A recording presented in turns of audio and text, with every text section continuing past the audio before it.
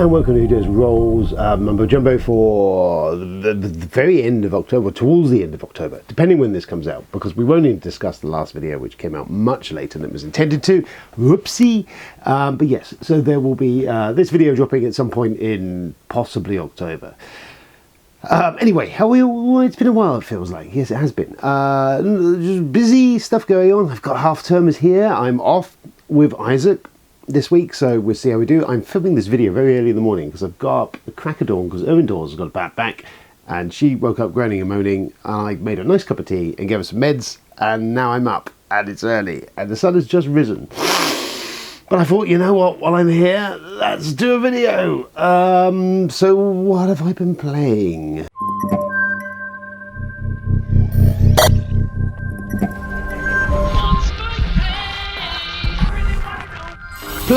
Well, there's quite a bit to whip through actually. So Descent Legends of the Dark, we played again I say again, I have played this once before when it very first came out. Someone brought it to a game night and it was it's Descent 3rd edition essentially, just to fill those blanks in. It's that, and it's the main thing that comes with it is it uses an app to play the game. Similar in style to things like Journeys in the Dark, and yeah, Journeys in the Dark, Lord of the Rings game, and Mansions of Madness, i.e. that there's board and stuff goes on, but there's also stuff on the app that you interact with and does stuff. And this does a lot of heavy lifting for like you would normally see in one of these games. It does all the DMing, GMing stuff, so it's doing a lot of the stats and maps and stuff and keeping track of a lot of items and all sorts of good stuff. So I've only played this once before. Was the intro scenario. We again played the intro scenario on a Friday night, so I can't really judge much on it at this point. I remember the first time I played this, I was really kind of a bit wowed by what that app was doing and all that good stuff. This second play, it was enjoyable, though I saw the chinks in the armour in that it is very much the app. You're just running around and punching things, it feels. Now, I mean, it's very early to make judgment on that. I mean, it's got lots of components, lots of stuff, lots of 3D terrain, all looks very swish, but I do wonder if ultimately it's going to be kind of an empty experience where you're just basics, just punching stuff. We shall see when we get around to playing another scenario, because that is twice now I've reached this point and not played it anymore. So I will be fascinated to see how that game develops as you play it. But there you go, it was cheap. Robbie picked it up, and for I think I can't remember how much he paid for it.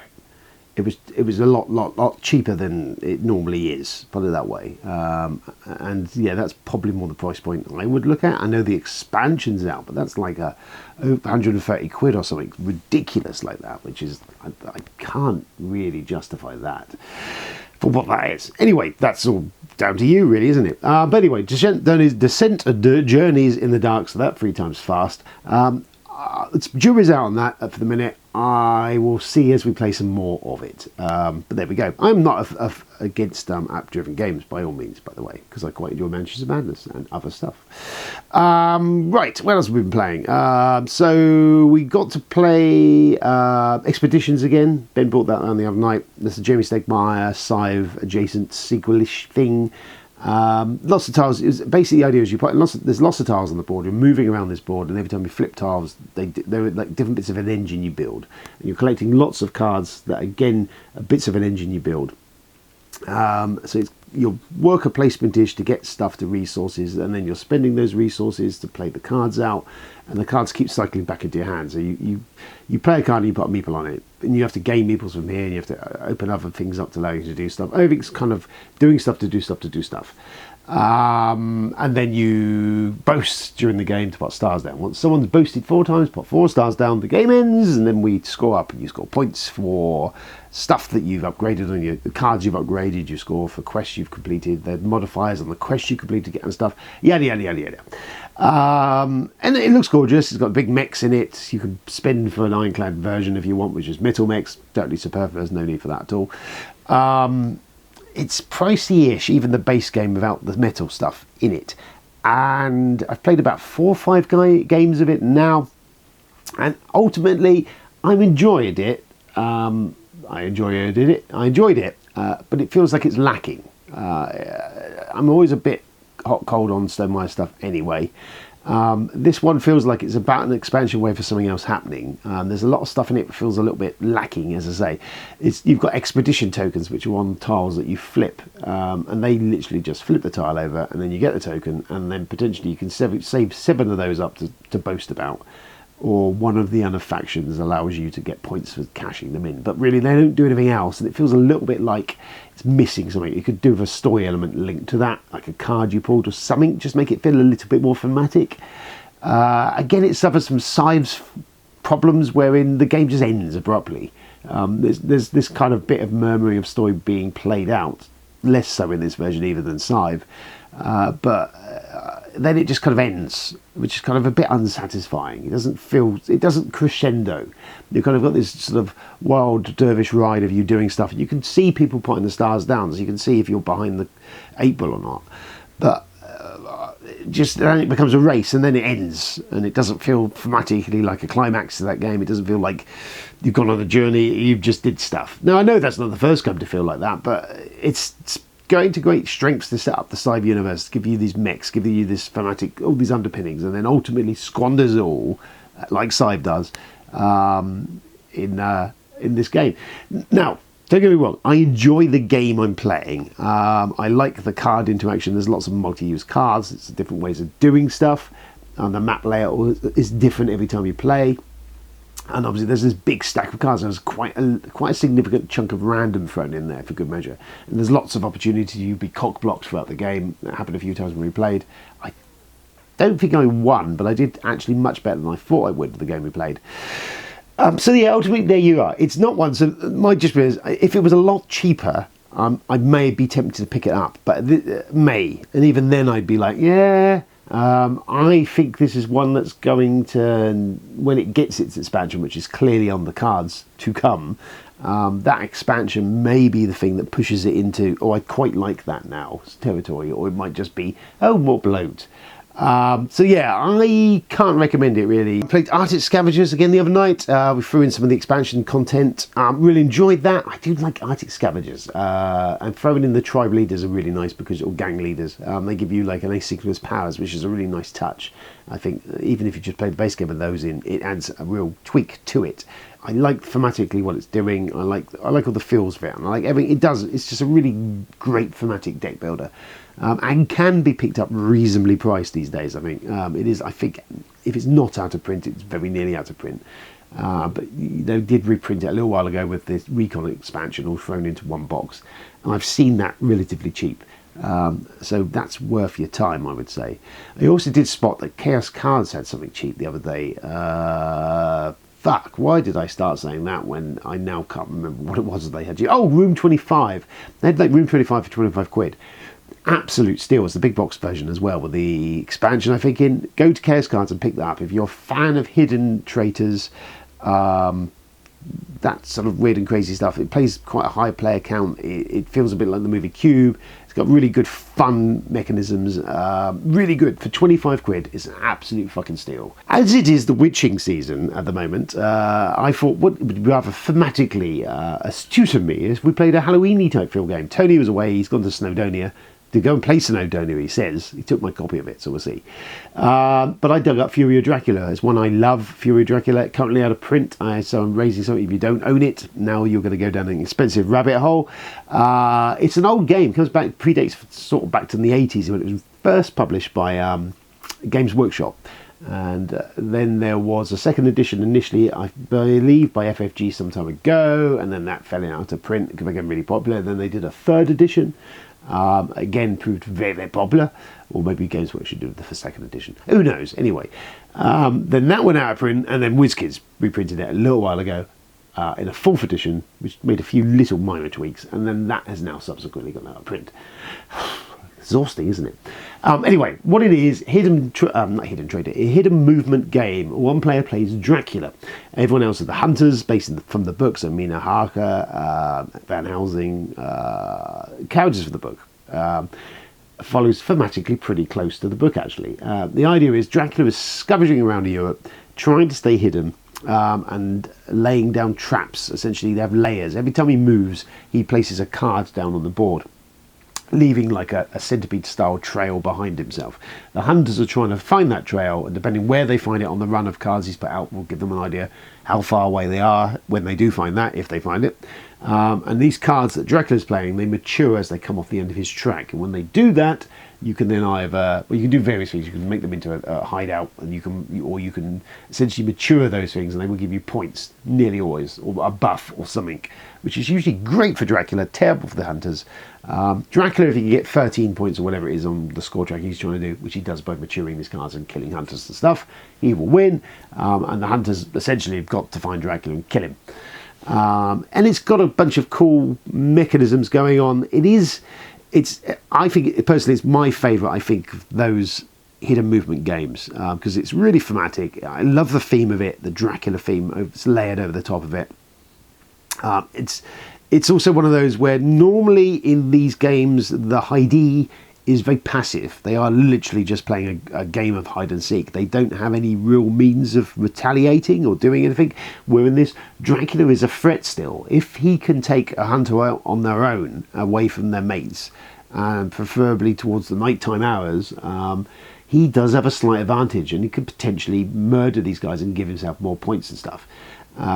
Whereas if he's caught on his own by 3 or 4 of them, then it's a different story. They're dogpiled on him and kick his ass.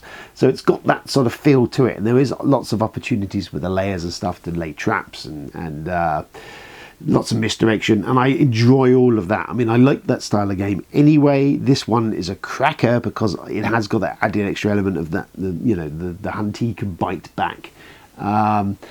It's a game with a lot of rules and moving parts, I think is one probably to say. So it's not the most streamlined of these games. It's got a lot of bits and pieces going on, but once you understand what they're all doing, it's relatively straightforward to play. But there is a lot of edge cases and stuff that, do require a little bit of but yeah, I really like it. If you've ever played any of these type of games, I think it's one of the top tier of those because of all the extra bits it throws into the mix to do. And it's great sort of Halloween fodder. We played the game. I actually won for the first time ever as Dracula the other night, purely by a wild goose chase around England and then Europe, and lots of sneaky traps and me snaking away in wolf form and all sorts. It's really thematic stuff. It's really cool stuff. And it's that can be nail biting of Dracula as he's getting pinned down by the hunters and the hunters on the trail. Good stuff, real solid. If you like that style of game, that sort of hidden movement stuff, then it's a banger, and probably the high watermark in those. I played a bunch else. I really enjoyed Letters from Whitechapel. It was one of my earliest games I ever played of that. I'm a big Jack the Ripper sort of lore fan. If you're adjacent to that, there's From Hell from Alan Moore, which is an absolutely stunning graphic novel. Well worth hunting down that if you are a Ripper fan, as it were. I use that term awkwardly, but yeah, if you're in any way interested in the lore around Jack the Ripper, then From Hell by Alan Moore and Eddie Campbell is a fucking stonking read. Warning, content warning, a bit full on in all matters, as you would expect, but yeah, that's cracker. Not so much the film of Johnny Depp, I will say. But yeah, if you want to, pick up the graphic novel of that. There's a couple of versions of it. There's a black and white version, which is perfectly serviceable and good. And there is now a colorized version, which is supposed to just tweak some art and stuff in it. Campbell went back and did a lot of tweaks of his art and a few other tweaks in it, and I do like the look of it, so it might find its way to my Christmas list. How very festive. But anyway, let's Whitechapel. Yeah, really another good one. I think it pales compared to Fury of Dracula, to be honest with you, but I do enjoy it, as I say, because of the theme, because I'm a ghoulish, fucked up individual. There's Spectre Ops as well, which again, it's fun, but I didn't enjoy that as much as Fury, I don't think. And we've now recently had the Halloween game be released, which comes from designer Emerson Matsuuchi, who did Spectre Ops. And I'm really fascinated by that. Based on the Carpenter movie, just for that alone, I kind of want it in my collection. It was supposed to be coming out around Halloween. However, it was at Spiel, and then the guys who were releasing it, Trick or Treat Studios, I don't know if it's a rights issue or something else, but now it doesn't look like it's coming out in the UK at the moment. I've kept an eye out and I can't see it anywhere. Secondary to that, it does seem to be quite expensive, and from what I hear, the components wise, there's nothing like really big and plush in that box. So it's like a $30-40 game, but currently going for a lot more than that. So I'm kind of like on the fence, because I love that style of hidden game. I'm John Carpenter, Halloween, yes please. But yeah, we're kind of newsy. We're saying that news started a little while ago, because I feel like I'm doing a bit of news with this game. But yeah, Trick or Treat Studios are doing that. There's also a Texas Chainsaw Massacre game coming from those same lovely folks. Not played that again, but again, same issues. And then of course Funko have also done Texas Chainsaw Massacre Slaughterhouse, which is just coming out now. It's an HMV exclusive, I believe.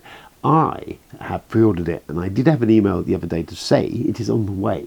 So what might happen is, as this video progresses, I will do an unboxing and a look at that, what's in that box, if I get it in time before the end of the week or whatever, to get the box, open it up, then film it, add it to the rest of this video. Very complicated, timey-wimey stuff. But yeah, anyway, there was a bit of adjacency into the news. Back to what we played. I love Fury of Dracula. It was such a fun game. I love the hidden movement game. Dracula does it so well. I love I love playing as Dracula, because I love playing the bad guys. But the last night's game was fabulous. They'd all centered themselves in Europe. They were all hunting and scouring Europe for me, and I'd set off in England, and they literally wandered all the way around England for a long while. They didn't even get a sniff of it until I had to cross water, and Robbie played something that allowed them to identify where I'd started, and suddenly, boom, there it was. Ground zero. I started in Plymouth, and they were like, fuck, he's on England, quick! And I was at sea. It got very dicey, because they were just closing in already, and this is early doors. I was like, shit. And I managed to duck out of it. I used Dracula's, and the advanced rules has got some abilities that have been able to transform into a wolf or hide.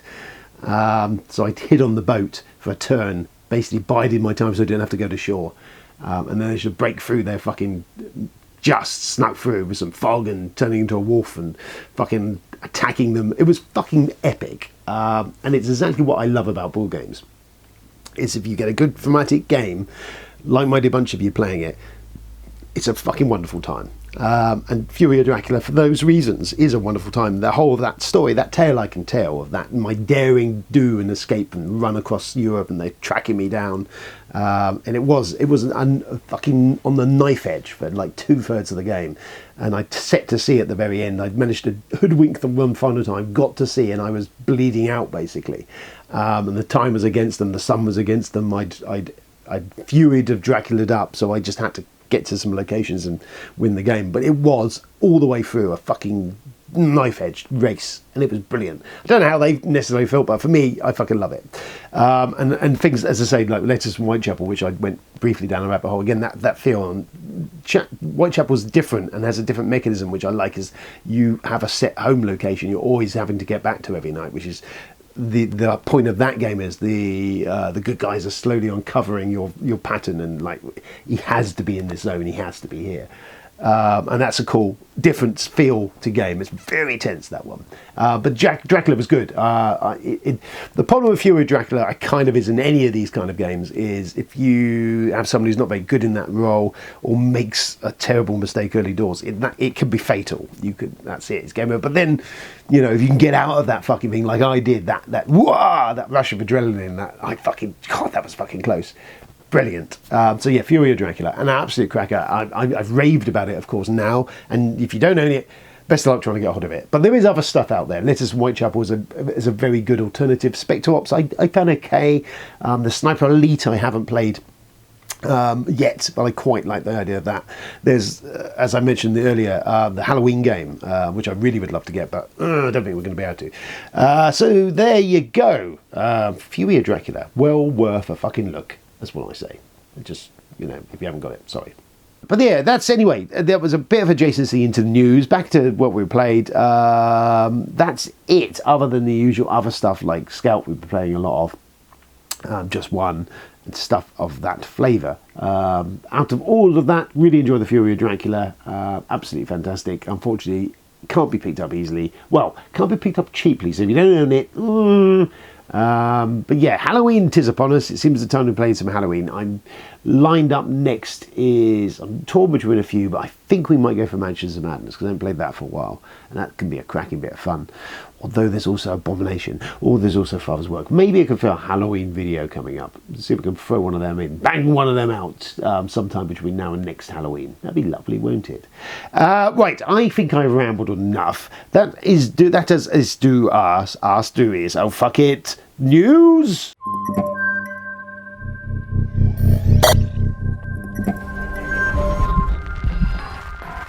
Here is the news. There's the news. Early in the morning. Fuck, what's going on? Oh, right, yes. So, a couple of bits. We'll come to that in a minute. Devil Pig Games, something like that. Published Heroes of Normandy, did quite a big Kickstarter success some years ago now. All that sort of stuff. I've never played any of their games, but they look aesthetically very cool, and they're war kind of games with counters, but jazzed up, and they had quite a big following. They did a bunch of other games in that series, ran into some financial troubles a few years back, and I believe were picked up by Matago, publishers behind Kemet and Cyclades and the other stuff, the French publisher.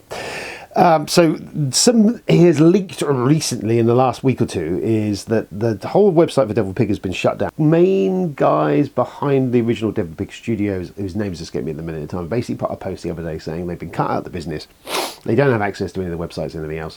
They were aware that this was still taking business. Something is going on. Matago's big dude has requested, the CEO or whomever has requested them to do some other development work that he's asking for now. Staff haven't been paid. It sounds like a complete and utter shit show. Essentially, they're saying that's it, they're done. Well, that's what he's told them, but to tell them to await an announcement by the 26th of October, which at this current point in time hasn't happened yet. By the time this video comes out, who knows? We may know. But yeah, so none of that sounds good. I think they've got outstanding Kickstarters. As I say, they were taking orders and pre-orders on their own website, and it just sounds like, from what, if you go and find the details and read it, that the whole thing is a shit show, and I don't know what's going on. It's a weird one, but yeah, if you're involved in that, it does not look good. So that's happened. Then we move back into baiting the click territory. Baiting the click. Yeah, so we're back in there. Now, shock, horror, Mythic Games is our subject of fucking... Now, if you remember Mythic Games, they're the guys responsible for Super Fantasy Brawl some time ago. They've done the Darkest Dungeon, which they kind of got into trouble a little bit with by requesting money and postage costs when they came to deliver that Kickstarter. And then following that, they've completely jumped the shark, and you can watch my series of videos on baiting the click and Mythic Games to get the full detail. But yeah, CS, the Counter-Strike, I think it was Counter-Strike, like fucking so long ago now, Rainbow Six Siege, Kickstarter, that they went out and then they asked for more money, and it was a fucking car crash. I mean, if you were standing from the sidelines watching it, which I was, essentially they said, give us more money now or we're not delivering your game. Clearly the company is in massive financial trouble at that point in time. It hasn't got a fucking clue, doesn't give a shit about its backers, and it's just a money grab. And that was 6-7 months ago. That was all kind of evident at that point that things were not great. I only bring this up because Mr. Ian Sutton, hey, Ian, for you, hello there, directed me into the direction of a King of Average video. Now Ian knows that I don't have a lot of time for King of Average because he is a bit of a fucking numpty. So I took the bait. I fell for my own clickbait, and went wobbled over there and had a look. So what's essentially happened is, skimming the video, is they're now on the second wave of Darkest Dungeon, and shock horror, fuck me, Mythic Games are requesting more money before they deliver. And King. Good old King is a long, rambling video, which most of it he spends like a bunny in the headlights, bringing up like, gosh, they're going to take all our money. They're ransoming our stuff to us. Everything that was plainly evident about a year ago, and he's reported on himself. He's in this video acting like this came out of left field. Who fucking... Yes, we saw that coming. Yes, all of this we saw coming. Did you not see this coming earlier? Yes, they're going to ask for more money. I mean, Shock horror. So, I mean, I didn't watch the whole video. I skimmed bits of it, but the general gist is, yes, they've come out. He's overanalyzed everything again. He goes into whole details of they're asking for a set amount of money before they can hit the percentage threshold to produce so many units of product. And he goes into big analysation of that and how the actual, the manufacturing price versus the retail price. We all know that. If you've been in that, anyone really kind of sense knows that obviously what you buy a product for is not what the manufacturer or the seller buys it for. So he goes into the whole thing of saying, oh, they're hitting these thresholds and they're saying this, but really, why don't they go higher than that and produce more units? And here's the fucking newsflash: they are doing that. That's what they're using your money for. They're using it to fund all the stuff. They're not just going to print the fucking 100 units that they get the funding for, whatever it is. Of course they're going to print more, because then they can sell more. They're not going to give it to people already paid. So yeah, I feel for him, because he looks... He feels like he's still a man kind of grasping onto the cliff face. He's on this rock, but it's already fallen. It's a pebble that's already fallen off. He's plummeting, but he's holding on. It's a shit show. Just for clarification, Mythic Games do not go fucking near them. I don't think they can run any more Kickstarter projects, but they have outstanding stuff. Anyone torn up and caught up in that, you have my deepest sympathies, because let's be honest, the likelihood of you seeing any of your products just seems highly unlikely.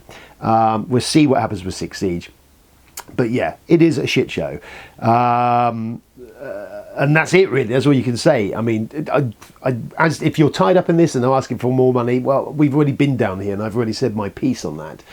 It feels even more so now that you're throwing good money after bad.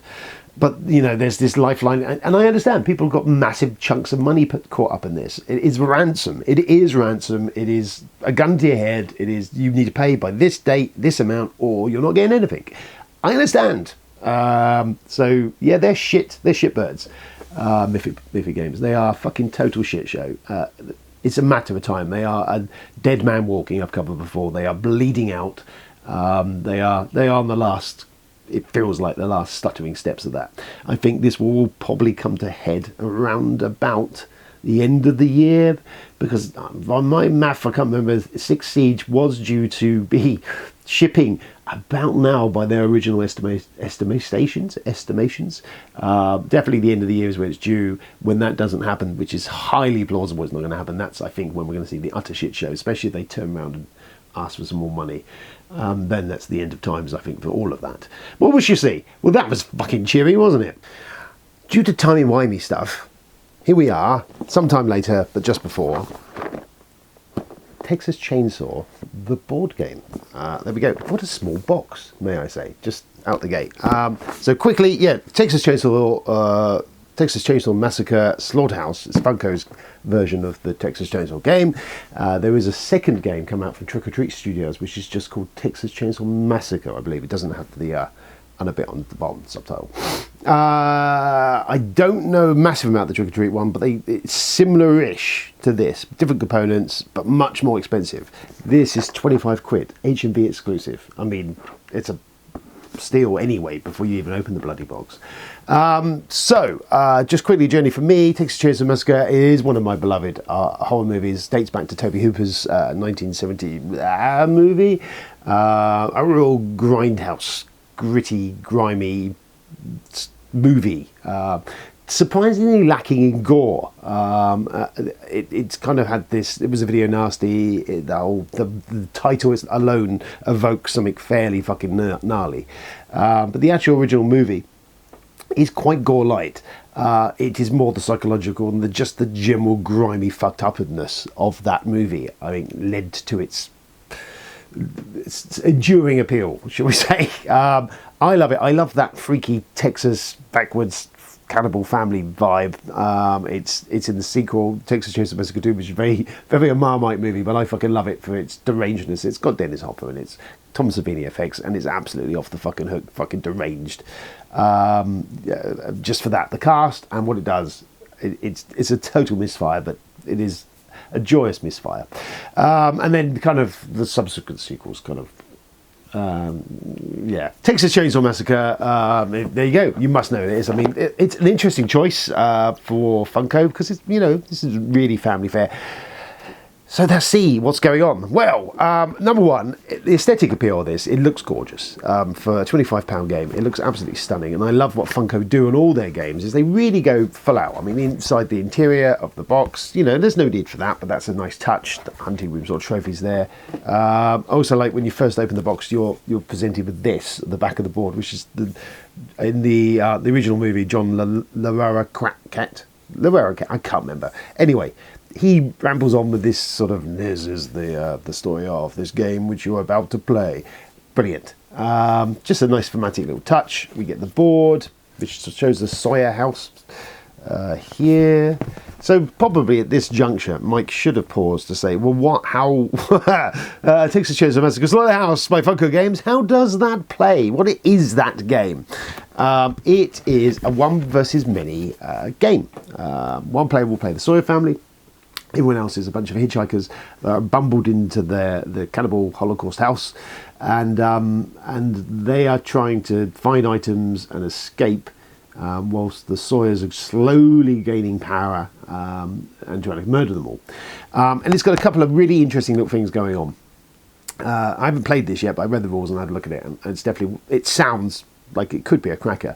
The good guys, the people trying to survive, the survivors, there is a name for them that escapes me now. Anyway, trespassers, something like that. Fuck it, who cares? They create noise when they move around the house. So if they move through any room, into a new room for a door, they create noise, and your noise token is put down in front of them. If they run, which means they can do more moves during the game, they create noise tokens, and other stuff create noise tokens. At the end of their turns, they roll some dice, and these really cool bone dice that are in the game. And for every success on those dice, any slash on those dice, they can remove the noise tokens from them. Anything else retained there, their noise goes over to the bad guy, the Sawyer family, and it moves over to terror tokens. They're flipped. And essentially, the terror tokens are currency that the Sawyers can play, the Sawyer player can play, to buff or use their special abilities, cards and other stuff. Throughout the game, there's a terror track, which is nicely represented on a chainsaw that slowly grows as stuff happens and things occur, which will trigger more family members coming down, more cards being drawn for that player, and all other stuff. It's bad news generally around until eventually it peaks with Leatherface coming on the board, which is kind of like a boss, I suppose you could almost say. It's got lots of card play in it. As people get hurt, they take on wounds, and the wounds affect and penalise them. There's items around the house they can search and find, and so on and so forth. A really interesting thing, and I'll say it now, rather because in case I forget, is it comes with a little box, talk box of a fridge, and in it is some items. And you play your original game with those items, the start game with those items, and there's scenarios, I may add, there's about 5 different scenarios in there. But a little neat little legacy-ish, just nice little touch, is after you've finished a game, different characters bring in certain items into the game themselves. They have personal items. If they die during the game, they will drop those items in the game.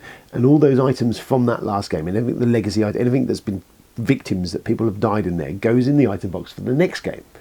So it's kind of, you're finding bits of previous people that have been murdered and mayhem in there. It's just a nice little touch. I don't know how it will reflect in the game, but I thought, just another little throwaway thing they've chucked in there. Anyway, so back to stuff. Here we go, and that's it. So basically, the only thing I think people might have an issue with, this has got player elimination. If one of the player characters is murdered in the game, then they are out. So I don't know how fast and loose these games play. It looks it's quite random. So I don't know how we'll see how that pans out. Player elimination, always one of a bit of it's a horror fucking game. Anyway, back to the thing. So yeah, we get a rule book, quite small, simple. I've skimmed through that. It seems to tell you pretty succinctly how to play the game, and it seems relatively straightforward. Essentially, what you get is the survivors have a couple of actions each turn. They do them. They can run. They can search. They can walk. They can do stuff, and then they all do their turn, and it flips to the Sawyer family member who starts stalking them around the house. There is an upstairs there, and these are quite cool. There's all different, all the rooms, it's laid out quite nicely, and all the rooms have got stuff. Things can be searched, and which his iconography shows quite well. They can be hidden. There's all sorts of nice little touches in the farmhouse. It's again a nice touch. And again, you know what, we get just, you know, it's nice. And I'll be honest, the quality of this game, I was going to say something that was a bad point to make, because I was about to say the quality of this game and how this is put together and all this is a better quality standard than Jaws, which has a similar vibe, because again it's Prospero Hall, I believe. They kind of do bits of Ravensburger, which is where I'm falling short on this thing, because Jaws is Ravensburger. What I was going to say, the production quality on this seems marked up from where Jaws was, where it felt a bit flimsy and cheap. That'd be because it was a Ravensburger game and not a Funko game. Go figure. Anyway, that was a point I was making. So we get, this is a stacked box of goodies. I'll be honest, 25 quid. I'm going to keep saying that, as a stack box. So we get the chainsaw, which is the tarot track. As a cube goes in here, as the game goes through, stuff happens. Again, it's all really nice, thick quality cardboard print. I like the art aesthetic in it. It's all really cool. We get a bunch of tokens, all different stuff that's used in the game. The terror, there's fire, can be set loose. There's these horror things go in different rooms and have penalties on them. Nice little touches. We get the player counters, which are standees, which is, I don't know. I mean, I'm not going to complain. I thought they would all be standees, but they actually got minis for the bad guys. But they're all cool. They're perfectly serviceable. The only thing I'd say is they don't actually represent any of the characters for the movie, the original movie. But then I guess if they've got the legacy element of these are just survivors coming into the game, then I guess. But that's the only thing. I know the Anna game from Trick or Treat Studios does have all the characters from the original movie, or the victims. We get Grandpa on a standee. He doesn't do much. He kind of sits there. And I think he's activated later on by moving him around. And I think, if memory serves me, correct me, he is the one that has to do the killing. I think, because the Sawyer guys can grab people and drag them, so they can carry them through. And I think the idea is they drag them through and take them to Grandpa, because in the movie he receives a killing blow with a sledgehammer. I really hope that is I'm sure that's what I read in there, and I quite think that's quite a cool mechanism. So yeah, we get some plastic cubes. We get the miniatures, which are kind of big and cool. They're not the best miniatures in the world, but they're okay. We got some droopage going on, so Leatherface's chainsaw is suffering from a little bit of a middle age. Needs a bit of Viagra. I'm just going to have to a little bit of a touch up of that, and do something with that. And the stage chucker switchblade is. We've got the cook. It's called the old man in this game, but I'm pretty sure that's the cook, because he's in the second one as well. But they're cool. I mean, they're actually quite a nice meaty miniature, and I think I quite like the idea of maybe painting them up, because they look fucking Leatherface. Wow. We get the dice I mentioned earlier. These are really cool. These bone dice. You know, just I don't know how they're going to roll, but they look, you know, knuckle bones as dice. That's again another really nice thematic touch. Then we get a bunch of stuff. We get the scenarios that could be played. So you got 1, 2, 3, 4, 5 scenarios.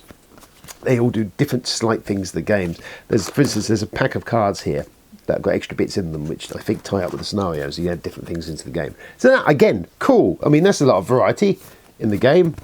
Then we get the player boards for the bad guys. They have two sides, a kind of a brutal side and a not so brutal side. They are turned over depending on the version of the game you're playing, how many players you're playing with. And again, that is got all art that is from the movie. Well, it is from the 1970s movie. This is shots that they've been done, and it's all really nicely done. I mean, I can't fucking knock it. The survivor boards, the trespassers. That's what they are, the trespassers. They're all kind of cool, because all of their player boards got them all this kind of classic 1970s style. I like the colour, the vibe. I mean, it just looks kind of cool. It is evoking that grungy feel of the original movie, which I like. It's a nice touch. Then we get a stack of cards. There's some player reference cards and all sorts of bits for actually in the main game. They're all pretty good. They're cards. What do you want? But I like that they've got some very. Those again have a nice aesthetic on them. I feel I like what it's doing. A little bit of effort's been made. The bad guys cards, I like the back of that again. It could have just been a bunch of cards. Don't have to go to that extreme, but it all looks cool. It's clear from what I can see. You can see what's going on. Then we get the item cards and other stuff. So items, injury, the injury tokens that are done to them, and there's some vehicles, some cars. So you can different cars are randomised on the board. Oh, and again, all of this is kind of it's functional, but it's a nice touch. To me, it's a really nice sort of little bit of effort has been made. And then we get the freezer box, which is tuck box, which is kind of a nice little touch again. And then there's the item cards that you use in the base game to start with. So there you go. That is Texas Chainsaw Massacre. I've not played it yet. As I say, I've read the rules. I need to skim them again just to clarify. I think it looks like a banger, actually. I'm hoping I can get it played this week. As it is, you know, Halloween time. It's perfect timing to do it. It plays up to 5. As I say, I think for me as a fan of the movies, this nails the 1970s movie. It looks fucking brilliant. Everything about it is very cool. It does look like it's very similar to the recent video game that came out of Texas Chainsaw Massacre. Very similar sounding to that, where you had similar kind of mechanisms of this kind of tower track rising in the Sawyer family members coming out.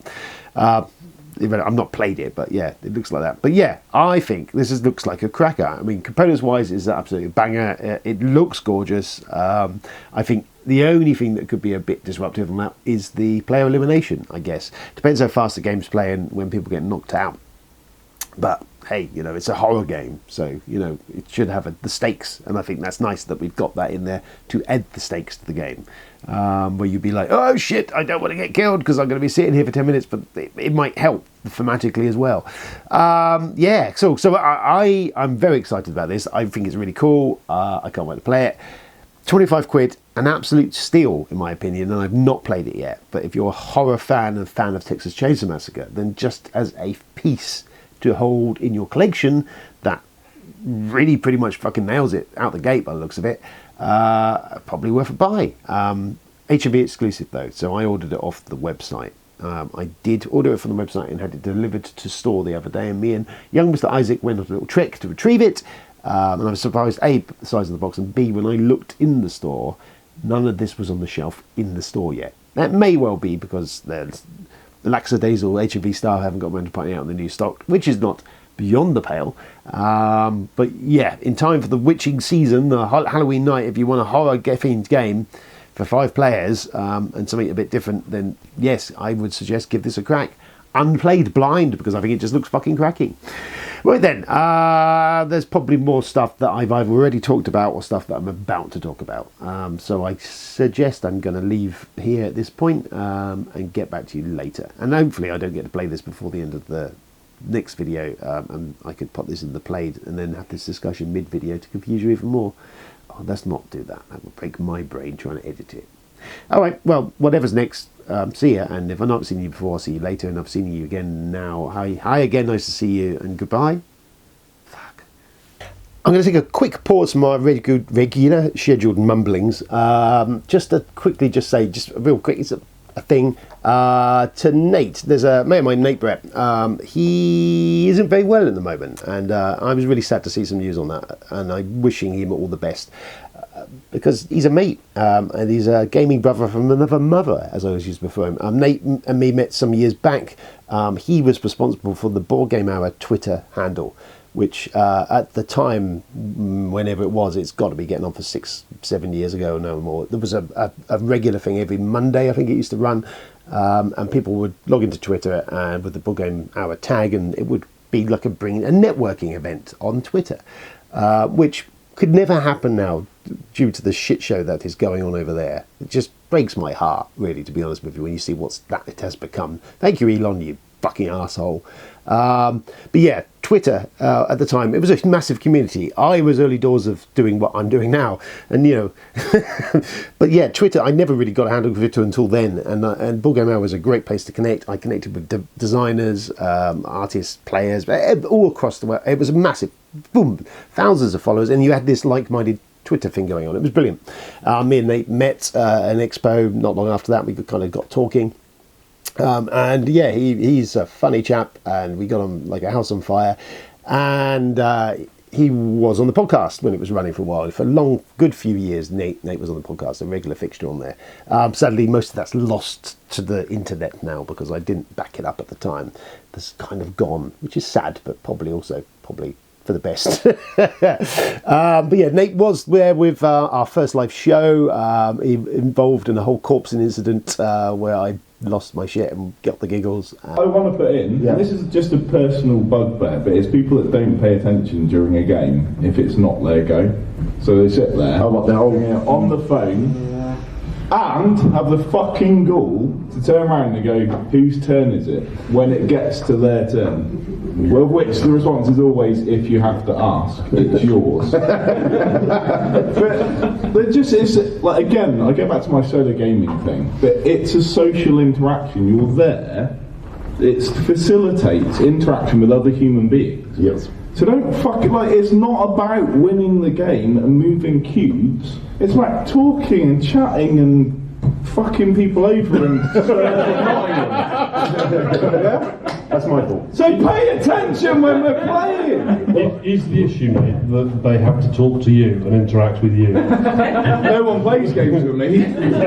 You're a solo gamer. I'm a solo gamer. I was trying to free myself from my own hobby to some extent. Oh, Charlie. Is it wind or did you have some? I was going to say with both of those, actually, words and iconography entirely would be.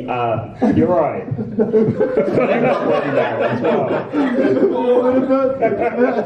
All of the comedy that's happened tonight, and I fall apart with this fart.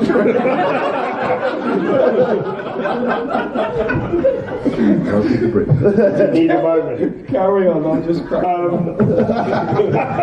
in the game. Right. Okay. I'd say if people were paying attention outside of their turn, if they were looking at what other people were doing and of their hand, iconography and words wouldn't be an issue. So all of that time you take to read, do that when it's not your turn. Have a look at what your cards are about. Sorry, I wasn't paying attention. I was watching him. I was to think about farts. So yeah, he's a funny chap. He's a mate, and it's really sad to hear he's not well at the moment. So I'm wishing you all the best, buddy, and hopefully maybe we can catch up down the road and we can maybe get together and do a live show, a podcast, just one more for old time's sake, as they say. So hang in there, mate. All right. So aside from all that time-wimey stuff and all the everything, we've been all over the place this episode. It's been quite the journey, hasn't it? I think I'm done with it. It's exhausting. So what else has been going on? Not a great deal, if I'm honest. It's been a bit busy, just general with life. However, I mean, it's the haunting time of year, so it's time to jam in some of those horror movies and get round to. So I've been watching a few bits and pieces of that if I can. There's quite a bit on Netflix and Amazon that have been coming out. So yeah, I've been giving them a shot. Dark Harvest I started watching. David Slade directed it. Guy did 30 Days a Night. It's not bad. It's a weird and wonderful, kind of a bit Stephen King-y, Children of the Corny type feel. Son number one was at home the other day, so he's moved out. Crazy shit going on. But he was back on Monday. Mondays is Game of Thrones TV night. And after that I said, hey, let's watch a trashy 80s movie. So what better I felt than Street Trash, the ultimate trashy 80s movie. If you're not aware of Street Trash, it is a very small niche genre of melt movies. Though, to be fair, this is the only one that really sits on my radar as that and being worth a watch. It is irredeemable, to be honest with you. It pretty much is, especially now even more so, offensive in many ways, even more so than it was originally planned to be, and it was quite offensive when it came out. The story, such as it is a alcohol liquor seller finds bottles of Tenafly Viper, a 60-year-old drink that's been buried at the back of his thing. He finds it.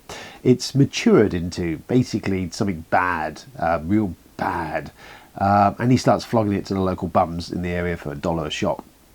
And it follows this sprawling kind of cast of down-and-out characters in 80s New York, where it looks pretty grim, and their interactions with each other, a sprawling plot to find a murder. it's all over those. And then variously, the piece de resistance of the movie is the bums drinking this Viper drink and then melting in very glorious, beautiful colours. And exploding and other various fucked up shit happening. It's no budget. No one. Yeah, it shouldn't work. There's Tony. Oh god, I think it's Tony Darrow. I think I want to say, isn't it? He turns up. He was a stand-up comedian. He eventually actually turned up in Goodfellas and Sopranos and that later on. And you can kind of see him on screen. He's like, oh yeah, he looks like the genuine article. But yeah, okay, it's a mess. It falls all over the place. It has content warnings all over the place of potential. Well, it has rape jokes. I mean, it's not great. Lots of racial stereotyping. I mean, there's the whole dodgy issue of the down and outs and mental illness and everything else that's covered into it. Putting aside all of that fucked upness, it is bizarre. It's directed by Jim Muro, who went on. This is the only movie he actually made. He subsequently went on to become James Cameron's Steadicam operator for many years, and he is like a well-respected, camera operator. And this looks gorgeous. Aside from everything else, the camera moves and all the stuff that's going on for no budget movie should not look as good as this does. This is the DVD, the old import DVD of it. I did pick up a Blu-ray of it the other day. 88 Films got a Blu-ray of it, which it looks gorgeous on the Blu-ray. I tend to have left going, I think it looks better as a grubbier movie. It's a little bit too clean on the Blu-ray, so everything looks a little bit too clean. So it looks gorgeous, but maybe it's a little bit too polished. But yeah, it's a fucked up movie. It's weird, it's wonderful, meandering plot, yet everyone has a moment. Considering most, if not all of the cast are non-professional actors, some of them take a swing of the fences occasionally. It is an acquired taste. If you've never seen it, I suppose I could recommend it if any of that sounds at least a bit interesting. It isn't what you think it's going to be. It is all over the show. It is a bizarre movie, but it has these standout melt sequences which are astoundingly really well done. And it makes me chuckle occasionally, even though now occasionally I watch it and wince more than once. The Blu-ray of 88 has got Meltdown Memories on it, which is a documentary, comes with it. It was made some years later, which is actually really comprehensive and actually as much fun as watching the movie. So there you go. That's one on the Halloween list. There's a bunch of stuff coming onto streaming. I am going to check out.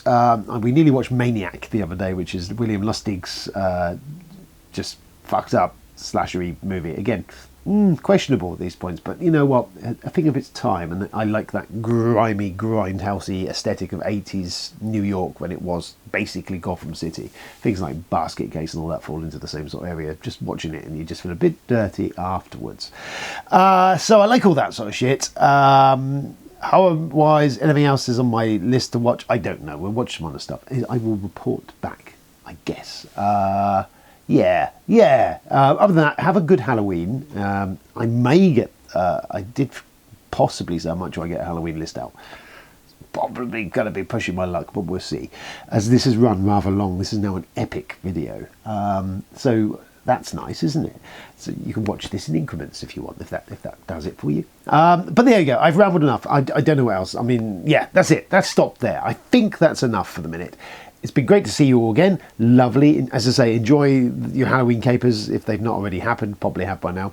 I'll be back very soon, I'm sure, with a video. We'll have a playthrough of Texas Chainsaw. Hopefully I can give you a feedback on that, because I really, as we may have noticed earlier, quite keen and piqued by that. And other stuff of interest, I'm sure. And we'll keep an eye on what Mythic manages to do next, which dread, God help us all. Anyway, bye-bye. Have fun. See you soon. Play some games. Be nice to your mum.